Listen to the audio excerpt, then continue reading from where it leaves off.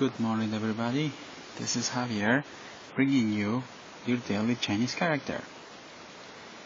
So today's character is going to be a very, very long one because it has a lot of history, a lot of definitions, and as you can see, I've already written some of them down, at least some of the definitions, but at least the essence is what matters the most. I put the essence immediately because I don't want you to guess what I'm getting at. I want you to just understand this immediately because there's a lot of things to go over about this character.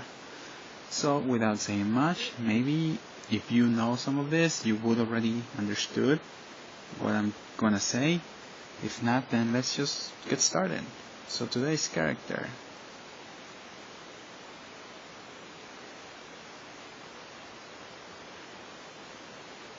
is this. If you look at it in a simplified form, if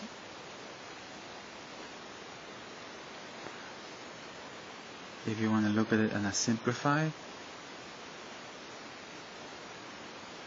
form, which again, you have to remember that simplified Chinese only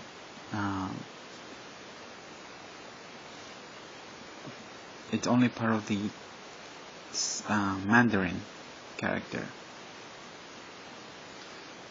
Some Japanese characters have been simplified, but it's rare, and it's only a very few of them.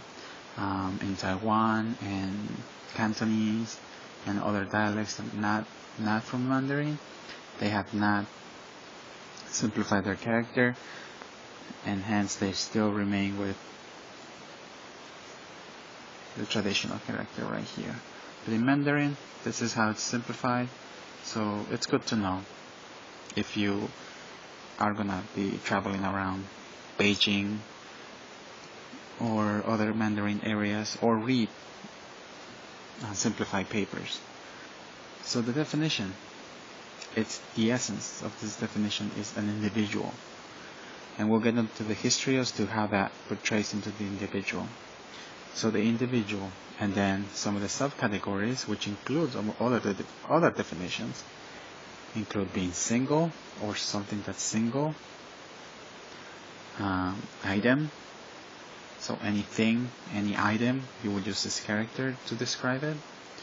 Size and height, that's another interesting thing. And something that's separate. Again, single and separate are very, very similar if you can come to a metaphoric meaning. But again, think of an individual or something individual.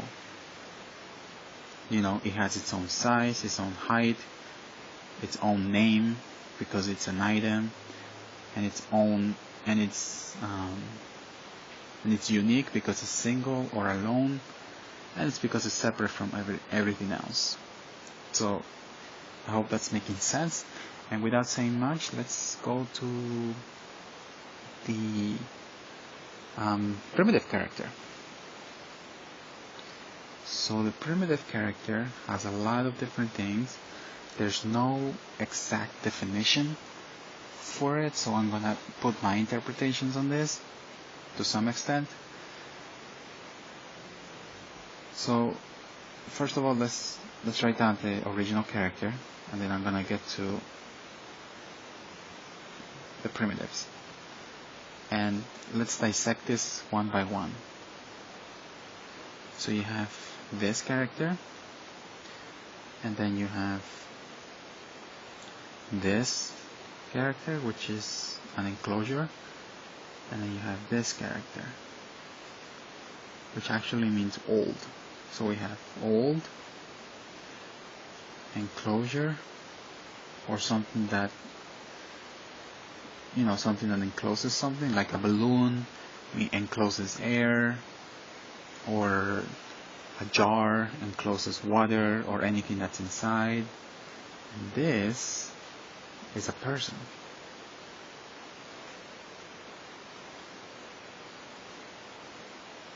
So the primitive character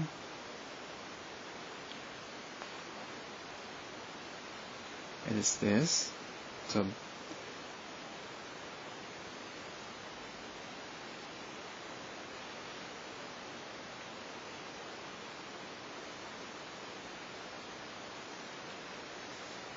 as such. So do you remember the lesson about person, what it meant? Well, here it is. This is the radical of person. Here is the enclosure, again, nothing changed. And here you have old. So the character of old has an interesting meaning, which is this, because it's split up into two, this and this. So this is the number 10 in Chinese, and this is a mouth. So the meaning goes with 10 mouths. So how does that mean old? Well, the explanation that I read meant that it's a generation. So this actually means a generation. And also it talks about what has been passed down from 10 generations, from 10 mouths. You know, oral traditions, people pass down their stories and their accomplishments, or you know, folklore stories, and they're oral. So there's nothing that's written. So in 10 generations later, that story becomes something old, or it becomes ancient. So I can see where that's coming from. So again, 10 generations is a long time too. It's more than, you know, it's a couple centuries. So that's anything that's old. So again, we have, you know, old, meaning 10 generations of storytelling, and closure, something that's been enclosed, and then you have a person. So how can you remember this? You know, meaning individual. Because remember, we're gonna the essence of the character.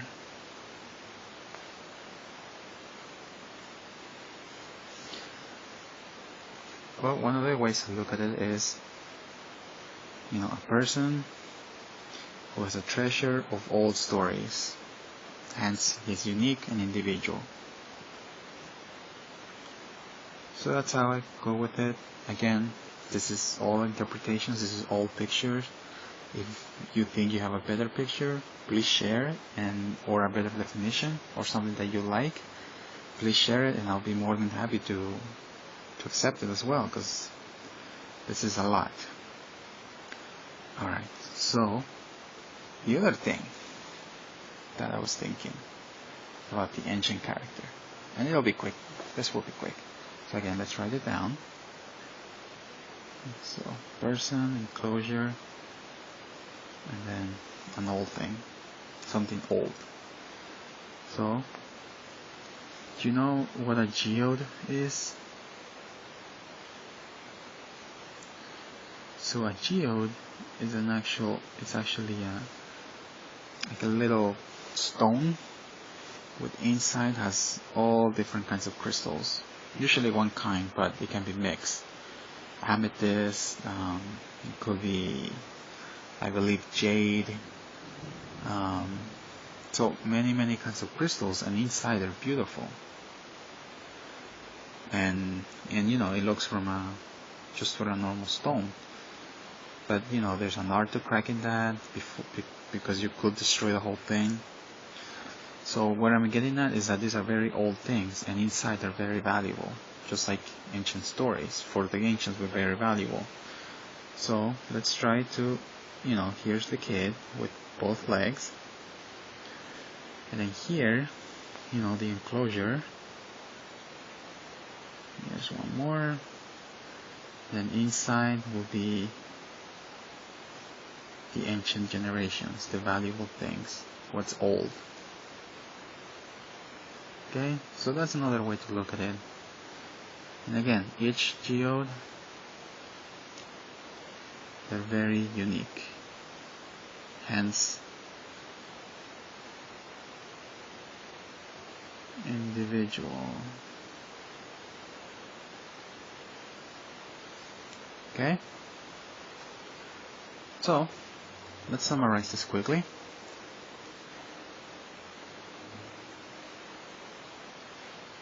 So again, think about individual. And these are the modern characters. The modern characters definition. So an individual, again, we talked about the four features, like size, single, and also separate.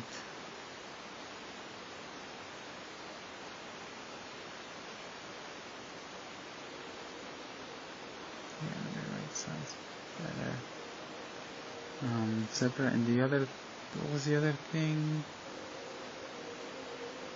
Oh yeah, item, of course. Which brings us to the next point. It's an item. It's a thing as well. And then the other definition that's very, very common and mostly used is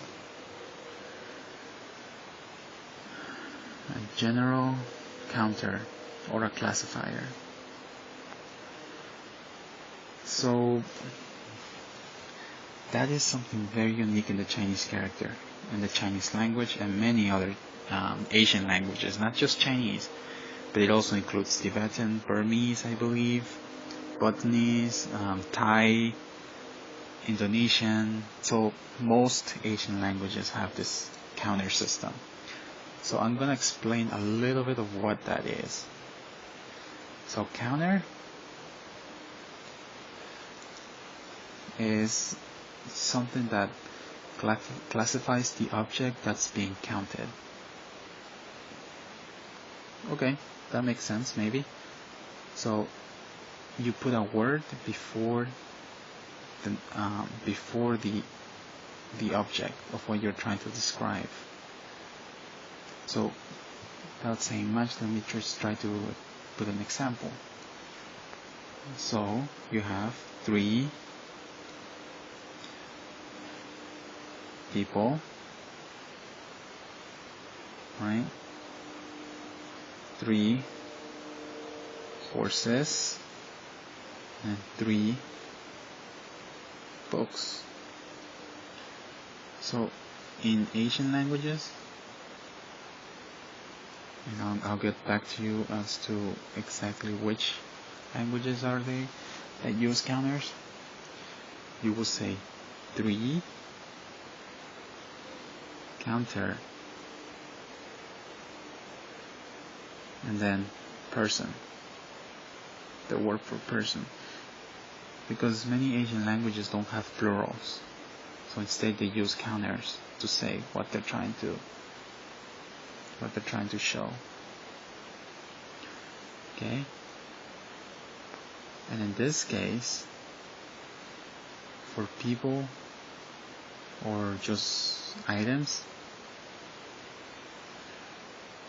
you use this character.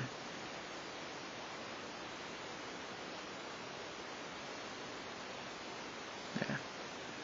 For horses, again, you use 3, and the counter for horses is this, horses. And that's how you're going to see it in the Chinese writings. And then books, you have 3,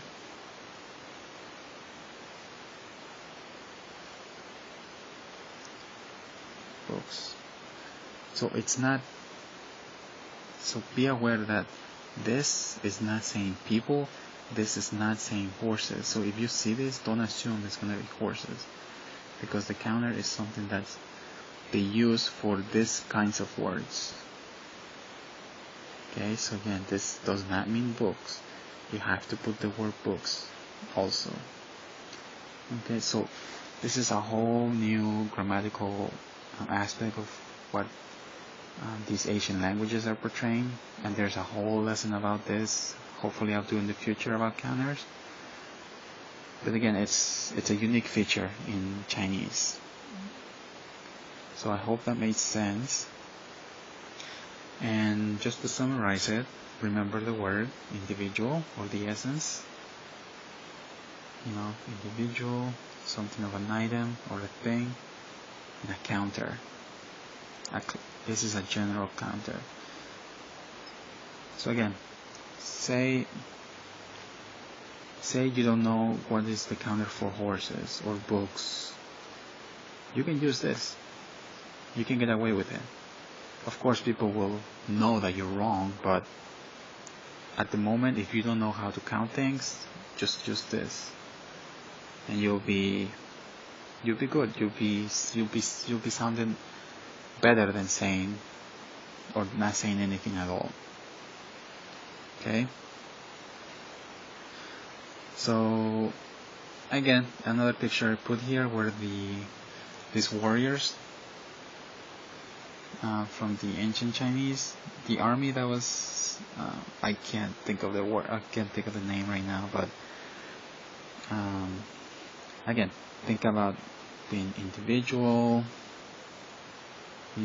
They're individual, they're hollow inside, they're enclosed, and of course they're just valuable artifacts. So hence an individual. So I know this lesson was a little bit longer than usual, but again, there was a lot of things to cover.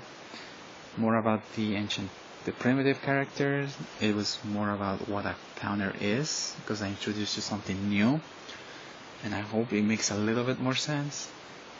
And I'll post a link, hopefully, that you can see and understand more about what counters are. And yeah, I think that's all I have for today. Hope you guys have a great time and enjoy your great day ahead. See you then.